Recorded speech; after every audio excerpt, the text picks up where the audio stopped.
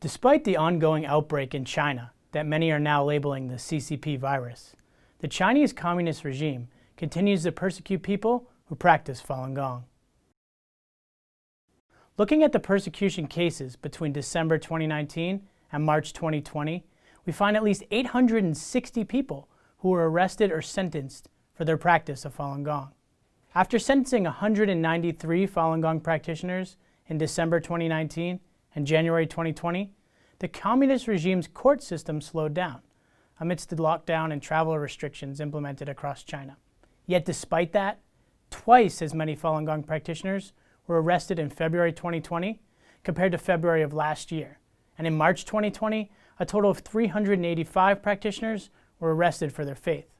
Additionally, in February and March of this year, Chinese authorities actually transferred officers to Wuhan, the epicenter of the pandemic, to replace some of the prison officers there that had become infected. This demonstrates that even amid a pandemic, the Chinese regime has prioritized keeping prisoners of conscience under lock and key. Falun Gong, also known as Falun Dafa, is an ancient spiritual discipline in the Buddhist tradition. It includes gentle exercises and a sitting meditation. The core principles of Falun Gong are truthfulness, compassion, and tolerance. The practice has been brutally persecuted by the Chinese Communist Party since 1999.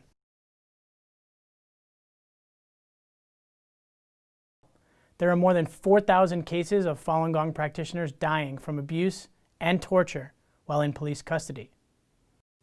Let's take a closer look at a few of the heartbreaking cases of people being persecuted for their faith over the last few months.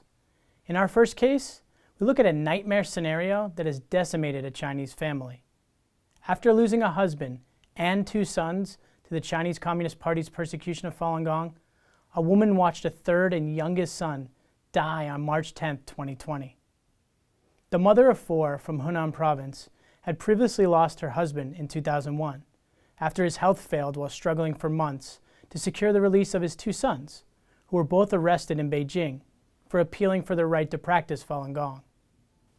The oldest brother, Mr. Chen Yumin, died on April 26, 2011. He was tortured and injected with unknown drugs while serving a 5-year term in Xinmi prison for his faith. He was 48 years old when he died. The second brother, Mr. Chen Xiaomin, was arrested on June 7, 2016, and was released later on medical parole in 2018. As a result of the abuse in custody, he suffered multiple health issues and had completely lost the ability to take care of himself. He passed away on May 14, 2019. His lungs were completely decayed. The third and youngest brother, Mr. Chen Xiaomin, was arrested on June 6, 2016, and was released on January 18, 2020. Like so many other prisoners of conscience, he was in critical condition upon his release from prolonged abuse and torture while in custody. Emaciated and unable to eat, he never recovered and died on March 10, 2020. He was 51 years old. Our second case examines a 64-year-old woman who died suspiciously while in prison for practicing Falun Gong. When Ms. Xiao Yongfen's family visited her in Jilin Province Women's Prison in early January 2020, she was still in good spirits and didn't appear to be suffering from any serious health issues. But only a few weeks later, the Jilin Province resident, who had been serving time for her faith in Falun Gong, died suddenly while in custody. She was 64. Our third case looks at a woman who was arrested in March 2020 after previously undergoing severe torture for her faith. After watching her younger sister die following years of abuse by police and herself having barely survived a decade of torture, a 49-year-old woman in Shulan City, Jilin Province, was recently arrested again for not giving up her faith in Falun Gong. Officers knocked on Miss Song Yuchun's door on March 26, 2020, pretending to be conducting a census. They deceived Miss Song into opening the door. The officers told Miss Song that her letter to Li Keqiang, the Chinese Communist Party premier, in which she demanded that the CCP stop persecuting Falun Gong, had been returned by authorities to Beijing, and that the National Appeals Office had ordered them to arrest Miss Song. Miss Song says she told the police, "I'm just seeking justice for my faith. I didn't do anything wrong, yet I was almost tortured to death in prison. I'm still suffering many health problems now, and I can't live normally. What's wrong in my writing to the premier? They arrested her later that evening, and we believe she still remains in police custody. Ms. Song was first arrested in 2003 when she was sentenced to 12 years in prison for her faith.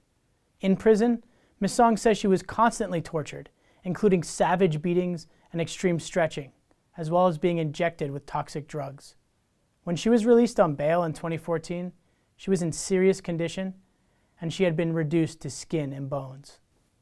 The cases above only represent a small number of practitioners who have been persecuted for their faith in Falun Gong for the past 21 years in China. You can help them by being the voice for the voiceless and sharing this video with your friends and family, or by signing a petition to end this persecution at faluninfo.net.